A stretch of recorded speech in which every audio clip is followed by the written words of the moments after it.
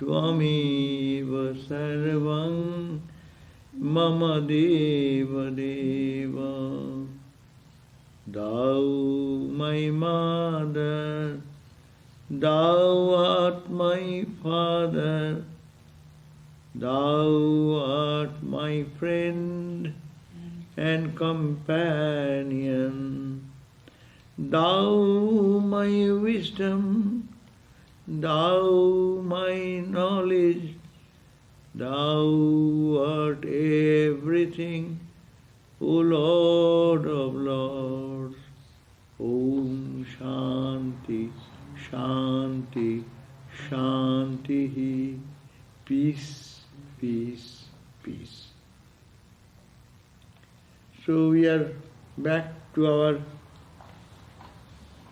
Narada's way of divine love, and we are reading from Swami Prabhupada.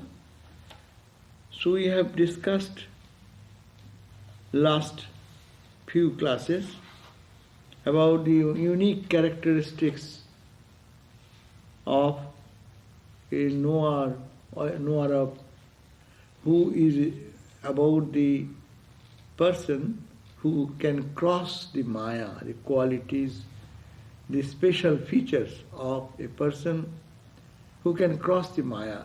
What are the wonderful characteristics?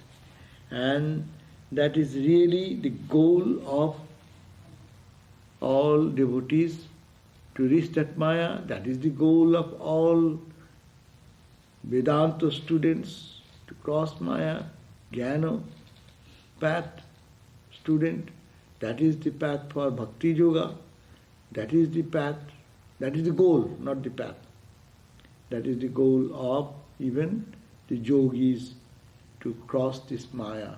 Maya is a universal subject, how to cross that, how to overcome that. So we have studied that from the verse number 46. Narada described that we have given few characteristics, just I am touching the names of that. Who can cross this Maya, unsurpassable Maya? Jasangang stajati. Count it. 1. He who gives up association, bad association. Yo mahanubhavam sevati. Second point. He one who serves the holy men, or the holy ideas, holy spiritual ideas. And nirmamo bhavati, becomes ni-mamo. Not me, not mine, O Lord, it is thee and it is thine. So that time momo, possessorship, mineness, that idea comes. Second, these are the three qualities in 46 verse, 47 verse we have discussed. Yo vivikta sthanam sevate, he who serves to live in solitude. Solitude, here is the solitude. Everything may be there clouded, but to enter, who can enter into the solitude. Or physical solitude also. His tendency is to not to be like a rajasika person. Lokabandham unmulayati. He does not want to be a social person. Always going to make friendship with people, and because this friendship is so superficial and the time and energy goes, they come back to love God and to focus there rather to make all relationship there. And nishtragunno bhavati becomes triguna otita, beyond the three gunas. And also is so dedicated in the love of God that yoga, kshemam, tajati. He does not pay much attention what will happen to him, so he will procure things for the rainy days or what he has to preserve that. He gives everything to God, just lives the life for God. Next, in 48 we have also heard the qualities, yah karma phalam tajati. You see, though it is a bhakti yoga, He's talking of karma yoga, talking of jnana yoga, talking of dhyana yoga. Vivikta senam means what? That's why people say these are all superficial distinctions. It's not that different. But if you follow one, others will come in life. So here also, he says, Vivikta sanam sevate. That means he loves to be in solitude. Means what? What do you do in solitude? He will cry for God, he will meditate on God, he will pray to God, no? So that's dhyana yoga. And also discarding the relation, outside distractions with the people, materialists, those who are in the worldly people, to avoid them. And also gives us this attempt. The sadhus live like that, yoga ksemam tajati. That's why birds live on that. Birds don't collect food for tomorrow. They are hungry, they go for search for food. If something gets, forget. What they will have in the afternoon, they don't know. If they get, they will get. If not, they will suffer. So they all, but like it, they become like a bird. That's a quality of a sannyasi. Karma phalam tajati. They do karma, but give up their all results at the feet of the Lord. Even they become so intoxicated in God, karmani sannasyati, even his karma, vaidhi karma, drops automatically.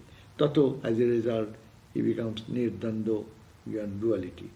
So, how many qualities now? Are you counting? One, Sangans tajati 1, Mahanibhavam 2, Nirmamo 3, silence 4, then Lokabandham 5, and Teen Gun 6, Yogakshamam 7, and Karma Phalam 8, Karma 9, and Danda duality, goes beyond duality. That is the 10. Vedana Pishananasati. Then they give up even the dutiful karma which has been designed to be followed for every householder. That sakama karma, the homa karma, yogya karma, which is good. Vedana Pishananasati. They give up that. 11. Kevalam avichinna anuragam lavate. They have their love flowing uninterruptedly for God continuously. 12. Now 50. This is the 49.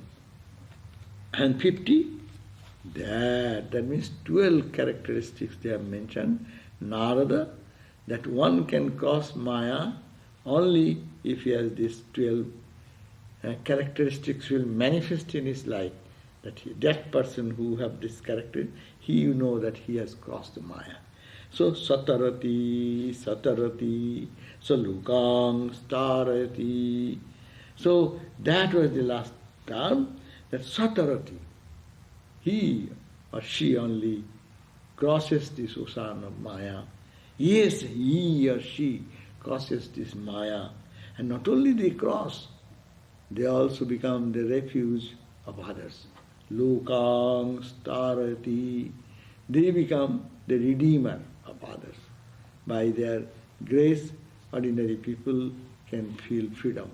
That's why you find so many Jivan Muktas, Bhaktas, those who are intoxicated in God. They help so many people to become spiritual. So this much we have read the last time. Now today we are now reading the verse number 51. That 51 verse says, it is what is that? What is the nature? Nature of this love is what is the nature of love. It has been told before also. But it is said that it cannot, its nature is like Brahman. It says, anirvachaniyam prema swarupam. It is anirvachaniyam. It cannot be defined. You cannot say it is like this, it is like that, it is like that. And it is prema swarupam, but it is the essential nature of the love. That means there is only love and love, absolute bliss and absolute joy. That is the only thing. That was said in the very first verse. Yeah, that's why it's defining that is the thing he is defining again. That what is the parabhakti, supreme devotion. That's why the real nature of this supreme love is what? You cannot express it. That is the point. If you have that love, if someone asks, what is that? Ramakrishna was asking, being asked, what is that samadhi like? And then some Sharadananda asked that question and others. And Ramakrishna was trying to his best ability to say that as soon as the mind goes to the heart chakra, and he wanted to describe a little bit. But by that time he started describing, he gone. He'll have samadhi. That means he's absorbed in that love. You cannot express. It is next verse you'll find 52. You'll say it is like a muko aswadana. It is like a dumb man trying to express his experience of a delightful taste. So if you give a very nice meal to a dumb person and say, hey, how did you like it? Because he have no language to express. So he will not be able to say anything. Only his facial expression of joy will indicate that it's very liked it so much. What is that supreme love? Look at the face of Ramakrishna. He could not say, but his face is telling that joy, that unfailing joy. It is bursting out when in samadhi mood. This is also samadhi picture, but that standing position where Ramakrishna is being held by Hridayaram, and one hand up with some mudra, left hand like this. You see the face. He is not saying anything, but he is saying so much. So this is the supreme devotion is what? At the beginning, as you said, we said, what is the devotional definition? It has been said, it is satasmin parama prema rupa. That's one way of saying. That is of the nature, second verse we read, what is the nature of that bhakti?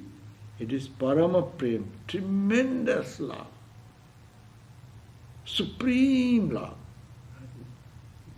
Only the language can say. And it is of the nature of amrita sarupa. That was this third verse. It is of the nature of nectar-like. It is like a nectar. It is like the supreme love, and attaining which one person becomes perfectly fulfilled.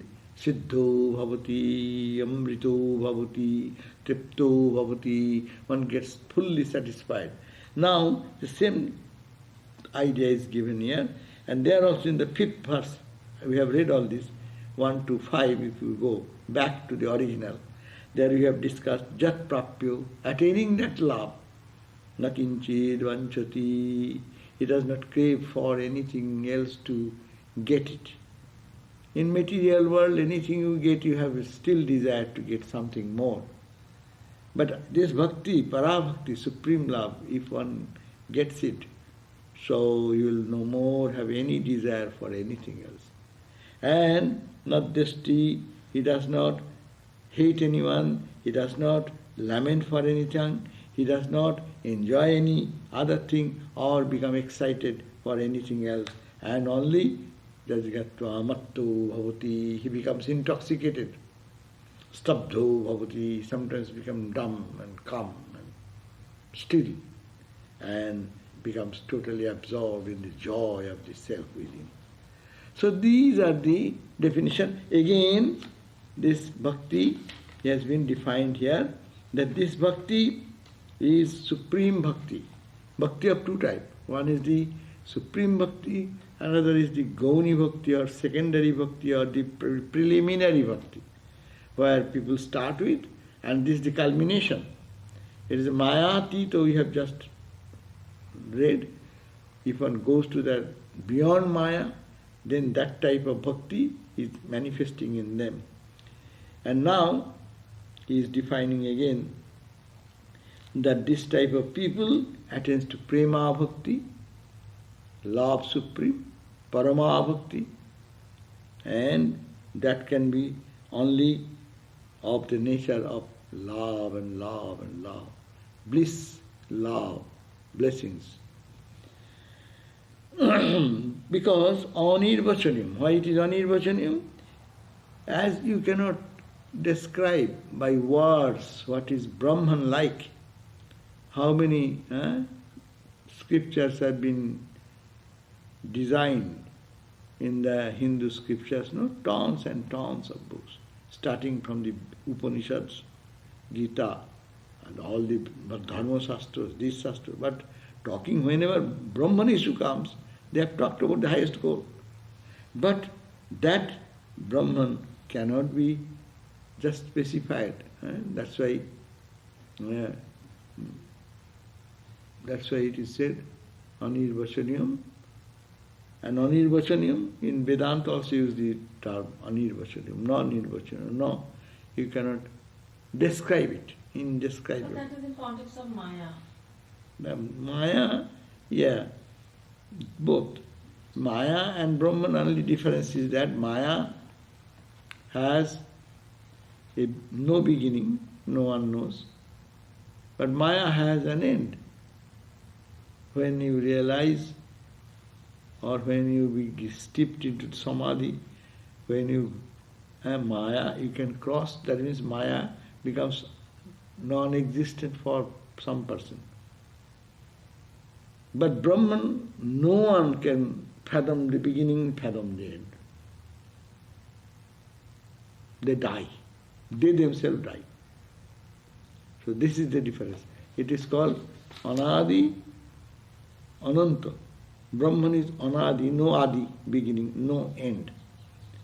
But Maya, Anadi, it has no beginning. We do not know when he started this. But it has not, like Brahman, it is not infinite. It has an end. When one realizes Brahman, or in the path of Jnana Yoga or Bhakti Yoga, any path, then this Maya is no more there for him or her. He sees the whole world saturated with bliss only. Where is Maya?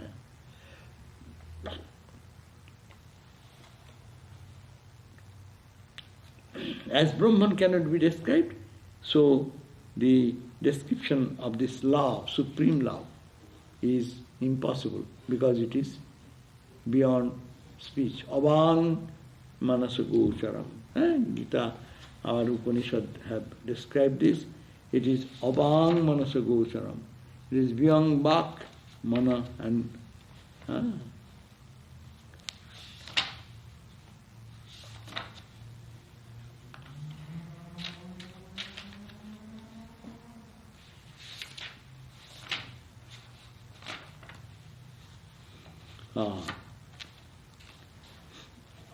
all the spiritual practices end in what? In attaining that supreme love. No one can describe the supreme love.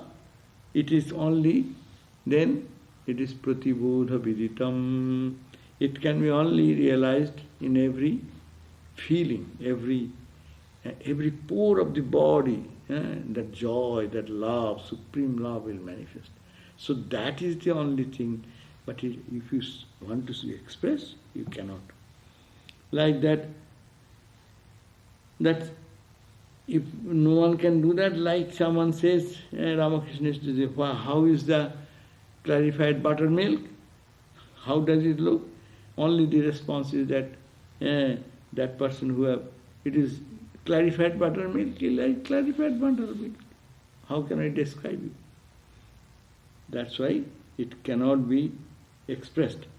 So, on page 123, Swami Prabhupada explains this way, that the real nature of this supreme love, verse number 51, the real nature of this supreme love is inexpressible. You cannot express it. As has been explained in the commenting on the aphorism 15 to 30 it is impossible to express in words the experiences of the supreme love, which is realized in the state of nirvikalpa samadhi. He is explaining in the mostly Bhakti Sutra, but in the Vedantic term mostly. So, simple word that as we have taught about while explaining the verse number 15 to 30, it is impossible to express in words the experience of the supreme love, which is realized in the state of nirvikalpa samadhi. We find that Sri Chaitanya is dancing and singing and going to ecstasy like Ramakrishna. So long he is in the material plane, he is dancing and singing and joyfully just creating that environment, but when he goes to samadhi, he becomes still and only could not say any word, even no music comes out, no language comes out. So, once the disciple of Sri Ramakrishna urged the master to describe the supreme experience. And when he made this attempt, he immediately went into a samadhi. Every time that he sought to express it in words, he would have the experience itself. When he is trying to express, but he goes into that experience and he stops. So every time he sought to express it in words, it means this experience, he could not. He would have experienced and there would be complete silence. So this is the definition that the supreme love cannot be expressed. Sri Ramakrishna used to say that he is like a salt doll wanting to measure the depth of the ocean. The salt doll wanted to tell others how deep the water was, but as soon as it got into the ocean, it melted. Then how could it report on the depth of the water? There also another example Ramakrishna gave. Beyond the wall, there is a big fun and joy going on, mart of joy going on. 3-4 friends were going. One of them said, "Hey, what is going on that side?" Someone said, "Okay, let me climb. You help me." So one friend was helped to climb, and they climbed on the wall, Ramakrishna story. And as he saw the joy, tremendous joy, he forgot that what I am doing with my friends and roaming around in the world. Just he saw that and become totally lost into that, and he fell down on that side and ha ha ha ha ha with joy. He did not come back. That's why it said you cannot describe. Such is, how can you describe? Our Upanishads have described the joy. A joy a young man experiences. Suppose a person with all the senses are strong, powerful, and man of dignity, chastity, just he enjoys the youthful life, full of vigor and strength. His joy is how much? Now he said, multiply this 100 times. And that man, that young man, is now absorbed in God, no? Or he becomes the king, suppose. Such powerful man becomes the king. How much is the joy? Make 100 times of that joy. 100 such kings' joy. What will be the joy? That means he is giving an idea, Upanishad, in a very mystic language, telling us the example, how that supreme joy is so much, so great, we cannot count by number or we cannot describe in any word. And then she multiplied. She becomes the king of the whole world, and then multiply that 100 times, then you become the Mahorshi, Devarshi, like that, go on, go on, go on. And ultimately, who will say what? That means that Sri Ramakrishna said, very simple language, people can understand. In every pore of the body, people will understand that experience of joy is like every pore of the body, people will feel the sexual energy, the joy of sex. What they get, the million times, not one time, two times. Koti Ramanasu. Meaning, koti means how many?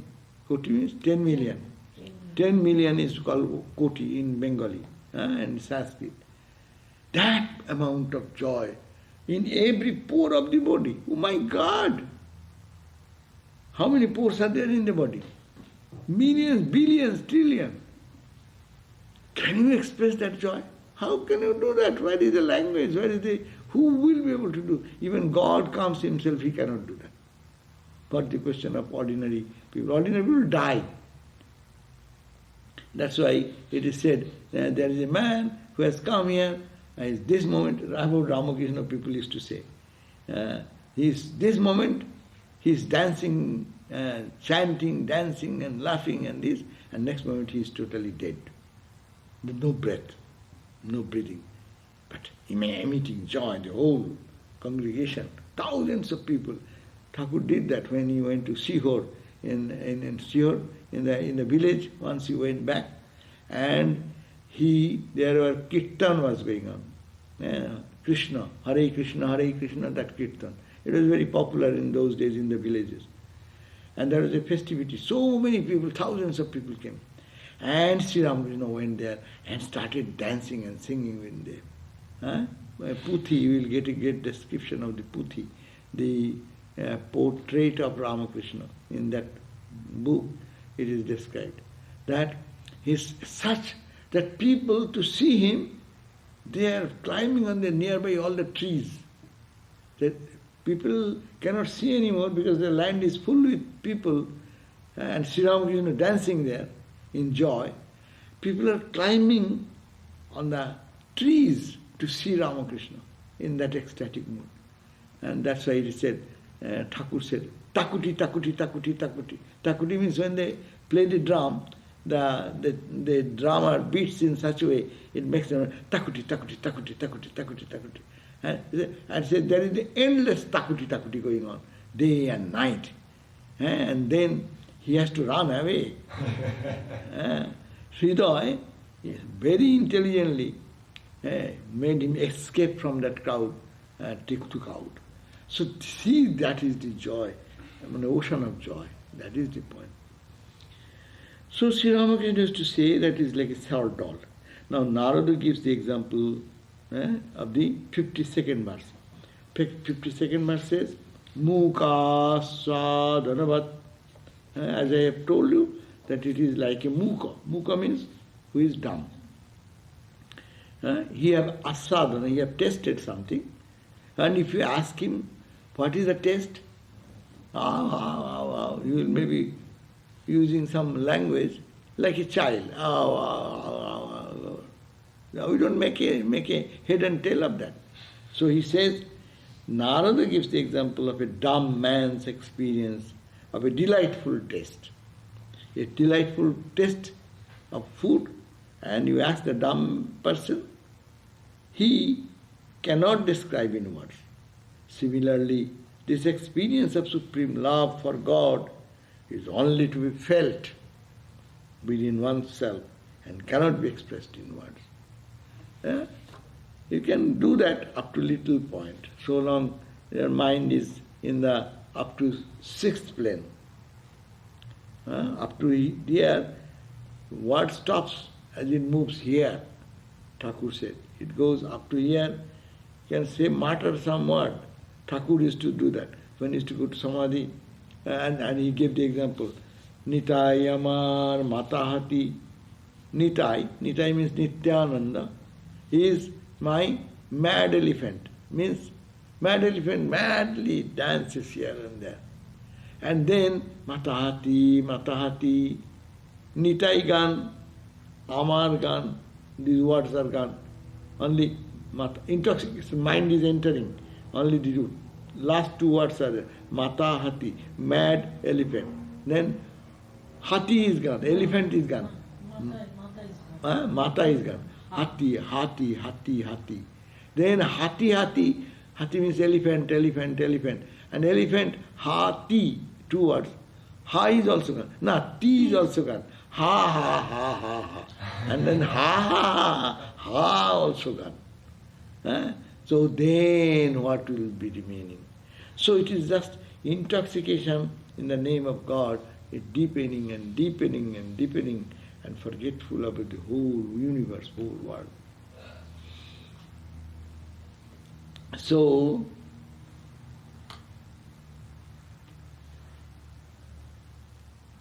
that is the very simple statement, and Narada gave that example, that in verse number 52, that dumb man's experience of a delightful taste, he cannot be described in words.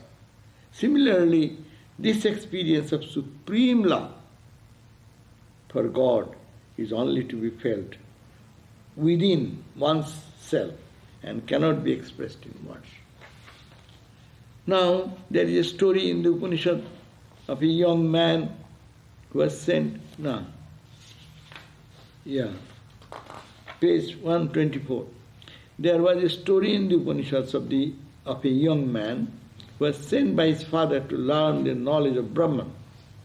The first time he came back and was asked by his father what had he learned. He gave a fine description of the nature of Brahman. And then the father of the boy then told him to go back and learn something more. That means when he is talking about, he asked, what is Brahman like? And you give a good lecture. That means you have only intellectual knowledge, little bit of intellectual, you have not understood anything. So the boy came back and he had learned so many scriptures, and Nyaya, Vedanta, and 6 systems of philosophy, and argumentation, and logic, and this and that. He thought that he knows the Vedas. But knowing the Vedas is not intellectualizing. Knowing the Vedas means knowing the truth. What is the truth? And that experience. So, his father was a Brahmajnani. Also, it used to be learned in what a Vedic society. The father is a Brahmajnani, he sent his son. Why he didn't teach? Why he didn't teach? He is a Brahmajnani. Why he didn't teach his son? Because son's faith for his father will not be that much. It will be more for another Brahmajnani. So it happens that suppose if your father is a big professor, you are born with your father. Yeah, my father does not know anything. Because your proximity gives this type of feeling. So he himself a Brahmajnani, but he sent it to another Brahmajnani to teach his child. And then he learned under him, he has respect, because he is a knowledgeable person, he is going to. My father does not know anything, because he is 24 hours with them, eating, sleeping and talking. It's called the familiarity. Familiarity beats contempt, no? So that's why, but he came back with arrogance. He knew the boy's tendency. When he said, did you ask about Brahman? How is Brahman like? And then he has learned so many things, quoting this Upanishad, this scripture, that scripture. He's making a big presentation. What you call, what is presentation? PowerPoint. Lecture? No, PowerPoint presentation. PowerPoint presentation. New thing, so much. But father said, you have learned nothing. Go back and learn more. And then he went back. The father of the boy then told him to go back and learn some more. The second time he came back and was asked the same question by his father. Then the boy remained silent. When he asked, that time, then he said, just chup. He could not say anything. Now the father understands. Then he explained, why, my boy, your face shines like a Noah of Brahman. You have experienced him. His name is silence. What is called Brahman? Brahman's another name is silence. We also hear that story, that one student came to, in our Yoga Vasishta book we read, Baskuli. Came to his guru, no? And Baskuli, then Baskuli guru or Baskuli the student? Baskuli is the guru. The student came to Baskuli, one teacher. His name is Baskuli. And he asked, "Sir, please teach me what is Brahman like."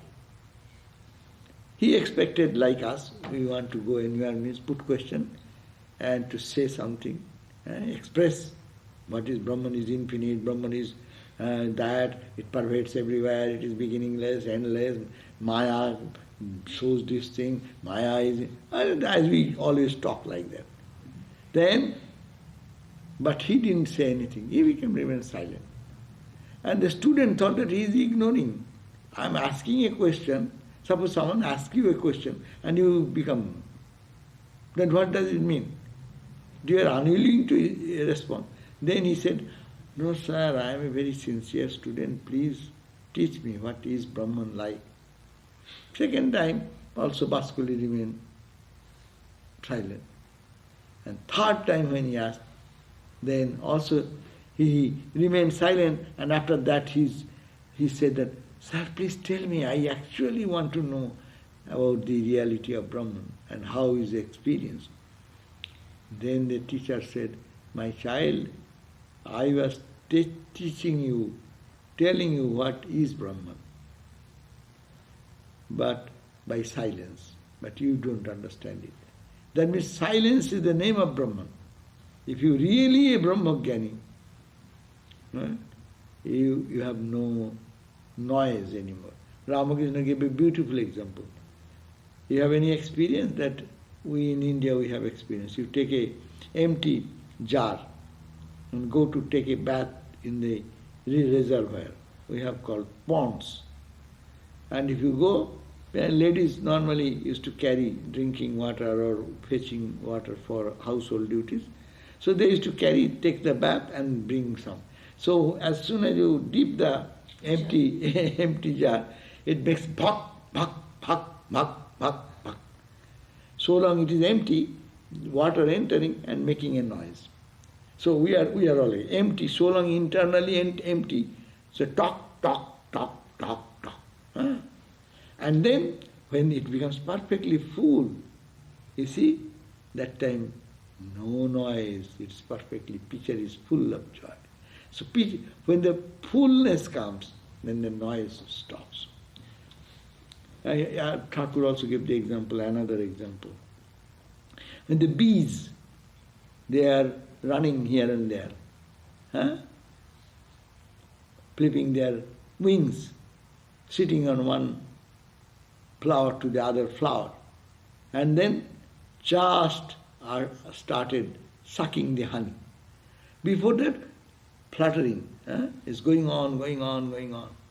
And then putting the mouth as just trying to suck, fluttering is less, less.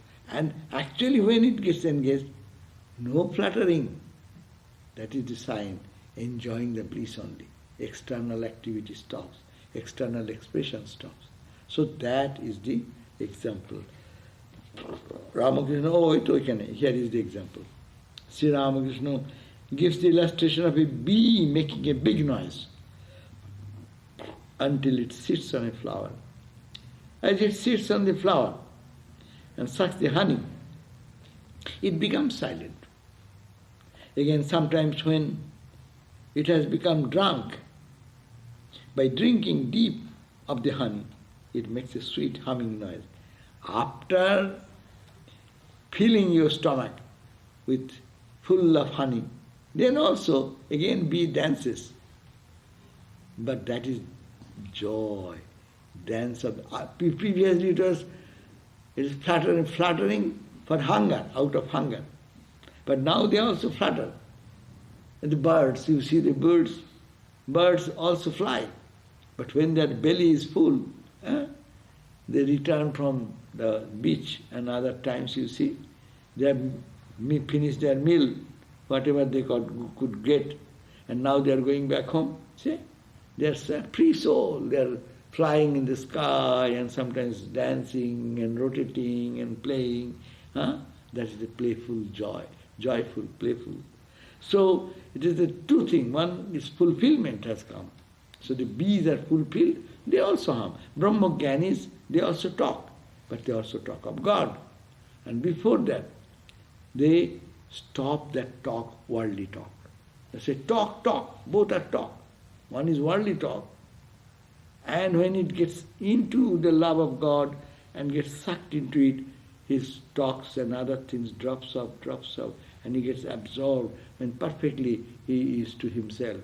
There is nobody in the world but God and the person. And when after that experience he comes out, again he speaks. Ramakrishna is the example. He gave up all association, his own family, his own wife, or any relative. He forgot his body. And only God, only God, only God, crying, weeping, meditating. And when he get back again he came into the world of talk. And that's why we get the gospel of Ramakrishna. And the gospel is nothing. It is only few days description. If we get the whole gospel, Ramakrishna, what he has said, that would have been, it is impossible to fathom. It is how many volumes would have been. Because we speak whole day. If someone records what we talk, it will be, few cassettes will be full. If one day's talk, if we record. So Sri Ramakrishna talking whole day. But he's talking about God. So how much recording, if it is all done, recording instruments were there, the world will be filled with his message.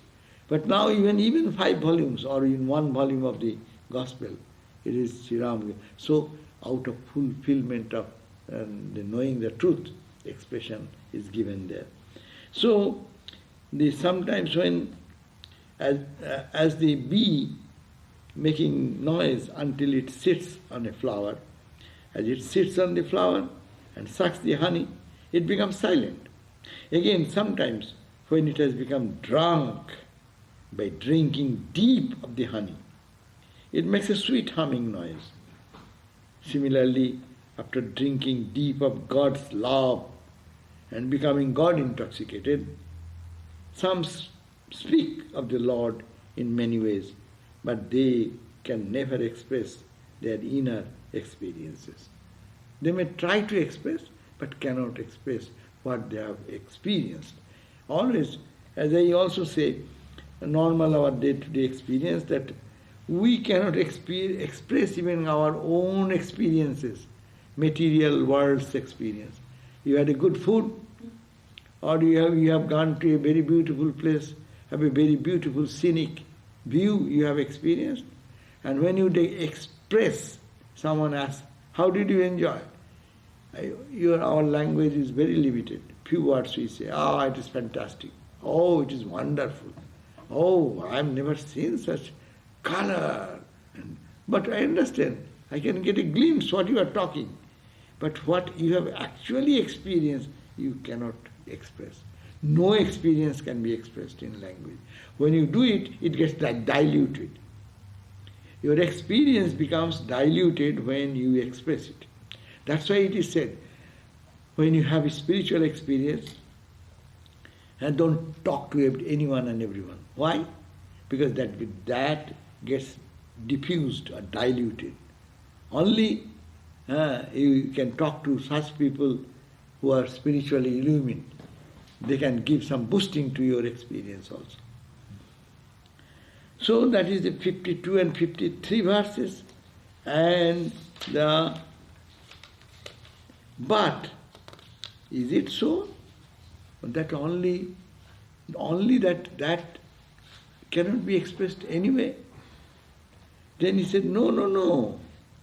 There are some special people. They, because of their sattvika quality, they manifest more rather than others. Like the sun reflect. Sun's reflection may be on the very dark, say a very bad, dirty water, and the sun's reflection on some clean water, sun's reflection on the glasses, sun's reflection on the mirror. You can say in the mirror, the sun's reflection, best reflection can be felt. God's experience is impossible to understand. Parabhakti, if one reaches the supreme love for God, how is that? No one can fully express that. But Ramakrishna, Christ, Buddhas, Sri Chaitanya's, they are the mirrors. They can reflect that joy to the maximum level.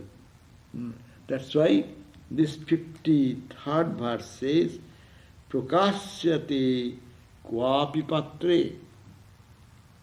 There are very rare human personalities or the supreme personalities who have been so pure that their purity can express this love little bit more than anyone.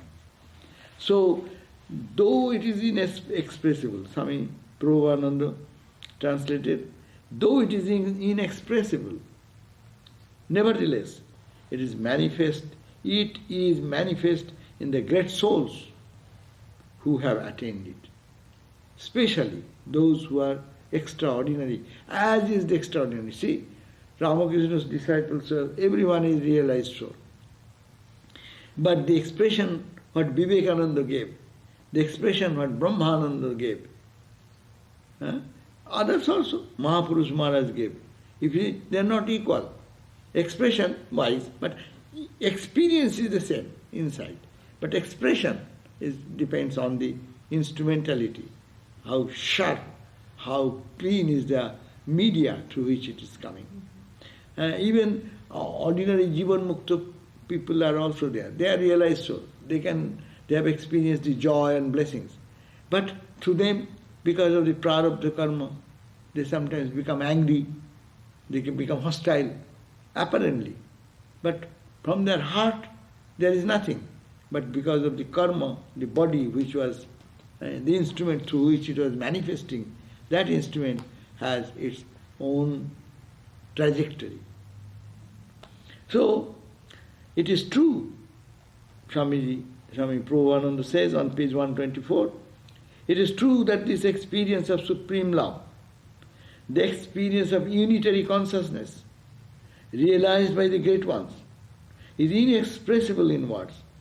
But nevertheless, these exemplary lives are guideposts to spiritual aspirants.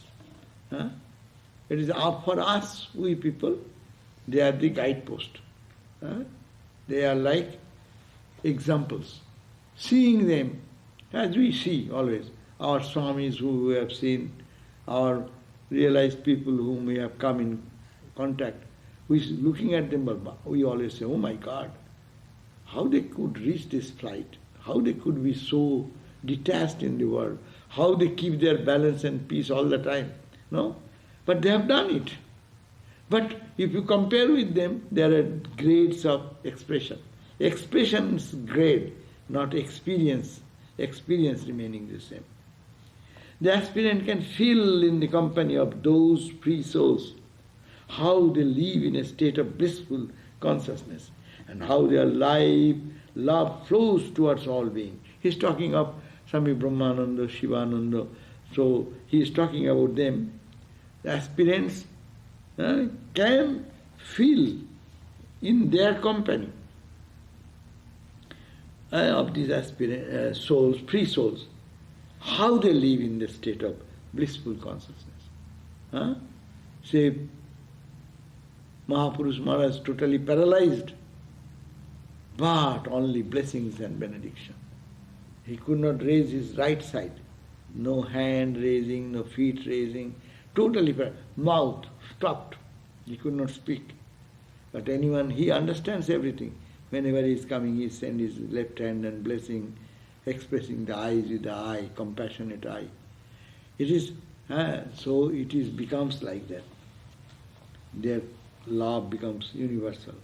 In the presence of my own master, he is talking about Swami Brahmananda, all of us felt a current of joy with ourselves. It's a direct experience, no? In presence of Maharaj, Swami Brahmananda said, we, their own brothers, ourselves, is to felt. What he felt? You don't do anything, but a current of bliss is blowing. I also could say that we had the opportunity to live with certain Swamis who, in their presence, I didn't do much. Just I'm talking with them, walking with them, but the mind was fully charged in a different level. And when they go away for some transfer, or we are transferred to some other place, we are doing our more spiritual practice, but our mind is not lifted to that level. Their presence makes our mind lifted. All of us felt a current of joy within ourselves, and he made us see how simple and easy it is to realize God. God is like a fruit we are holding in the palms of our own hands. He would make us feel that God is nearer than the nearest, dearer than the dearest. Thus, it is that these great ones can communicate in silence the truth of God to their spirit. This is called silence. They don't have to talk much, but in their presence you go and sit. I have seen that. I was walking with the Swami, maybe 10 minutes, 20 minutes, he does not speak a single word. I do not know, I'm not breaking the silence, but I felt some type of peace and joy, I do not know. And I used to think sometimes, why I come to this sadhu? That time in a young man, I could do meditation and japa, go to the temple and sit down. Now I understand. What you don't get by japa and meditation, you can get by holy company. Because they live in that consciousness. They can lift us. There is a pen picture drawn by Shankar. The master is sitting silently under a tree. He is young, means Sankara. The disciples are sitting around him. They are old, old aspirants. They become old, practicing austerity, meditation, prayer. But their guru is young, Sankara is young, and their students are all old. Disciples are sitting around, they are old. They are also silent. Gradually the disciples' doubts, the disciples' are question coming in their heart, and they are not to ask the question, that gets dissolved. You need not to put the question out. Hey, here is my question, please respond. But as soon as it is coming in their mind, by the impact of the Guru's silence, because he is residing in the level of absolute bliss, that all problems are getting dissolved. What a beautiful scene. The students are having some questions. It is coming inside. Many people say, we also used to say, that I have some question, I am sitting in the lecture hall, and the Swami was speaking, and my question, he answered all the question, my question. How it possible? Sometimes we used to ask the Swami, how do you, Swami, today dealt with this issue? And they will hide themselves. They say, no, I do not know. It came in the course of discussion, it came. But that question, which is your question, is being solved by them. So that is the knower of truth. The disciples are sitting around him, they are old, they are also silent. Gradually the disciples' doubts are dissolved and the truth is revealed to them. The master is young because the truth of God is ever new and eternal. The disciples are old because superstitions and ignorance have existed from a beginningless time. Because our questions are eternal, because we are in ignorance, so it is going on, one question after another question after another question. But this teacher is young. Truth is always young, fresh. Brahma Jnana is always fresh. Now, 100 years ago, 1000 years afterwards, It will be always, knowledge is knowledge. It will bring peace, it will bring joy, it will bring all force of energy. So this is, though inexpressible, this supreme love cannot be expressed in words, but nevertheless it is manifest in the great souls who have attained it. So these are the 3 verses we covered today. Again, what is that? 3 verses are this, that this bhakti is supreme love, anirvachaniya prema sarupa. It is of the nature of the love, and it cannot be described, that supreme love. It is like, how can they describe? It is like a mute man, dumb person, who is fed, and he cannot express his taste, how he tasted it. It is like that. One gets Brahma Jnana, one gets the love, supreme love of God, he cannot express. Ramakrishna could not. And third, but it is not that they could not express anything, they expressed something, and that something manifests through the realized souls. Special people are there through whom it manifests. Not ordinary people can do that.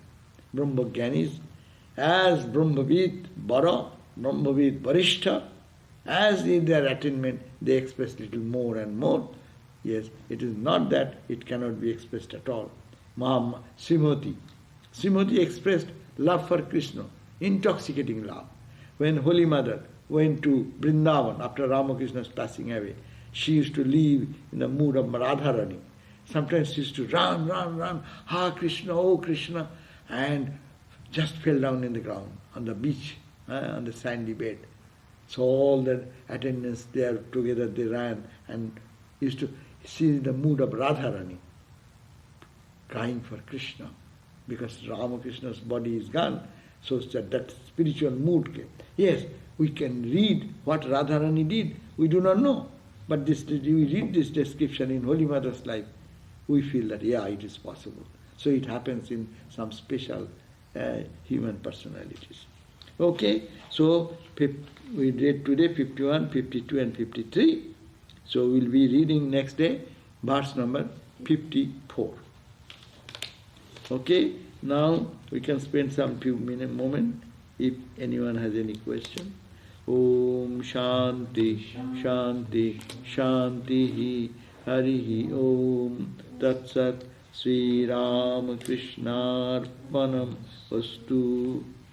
We will be having our next class on Shanti Gita, the song of the peace, song of peace, at 7:30 in the evening. So hope to see you again. So you have no question, so I can take leave, or you have any question, let me see. I talked to Karima, and she's sending her hello. Sorry. So there is no question, very good. So see you then at 7:30, whoever can come. Thank you.